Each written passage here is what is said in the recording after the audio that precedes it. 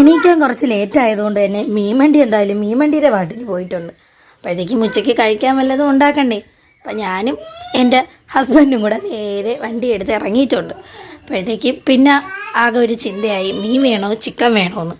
അപ്പോൾ പിന്നെ അത് ചിക്കനിൽ തന്നെ അങ്ങ് ഉറച്ചു. സവാളയും കൊച്ചുള്ളിയും ഒന്നുമില്ലെങ്കിലും നമ്മൾ ചിക്കനിൽ തന്നെ അങ്ങ് ഉറച്ചു. എല്ലാം വാങ്ങിക്കാമല്ലോ അല്ലേ. അങ്ങനെയുള്ള പോക്കാണ് അതിരാവിലെ ഈ പോക്ക്. വീടിൻ്റെ അടുത്ത് തന്നെയാണ് ചിക്കൻ കട. പിന്നെ പോയപ്പോൾ പിന്നെ ഞാനും കൂടെ ഇറങ്ങിയെന്നേ ഉള്ളൂ. വണ്ടി എടുത്തുകൊണ്ട് ഇറങ്ങിയാൽ പിന്നെ നമ്മളും കൂടെ വരട്ടാന്ന് ചോദിക്കാത്ത ഭാര്യമാരിപ്പോൾ ചുരുക്കമായിരിക്കുമല്ലേ.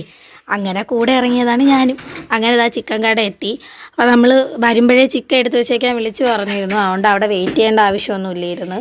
പിന്നെ അവിടെ നിന്ന് കുറച്ച് മരിച്ചീനി വാങ്ങിച്ചുകൊണ്ട് ഇറങ്ങി. അപ്പോഴത്തേക്കാണ് സവാള ഉള്ളിയുടെയും കാര്യം ഓർത്തത്. പിന്നെ ഇപ്പുറത്ത് കാണുന്ന കടയിൽ നിന്ന് സവാള ഉള്ളിയൊക്കെ വാങ്ങിച്ച്, പിന്നെ എവിടെയെങ്കിലും പോയാൽ എൻ്റെ മകന് കളിപ്പാട്ടം മസ്റ്റാണല്ലോ.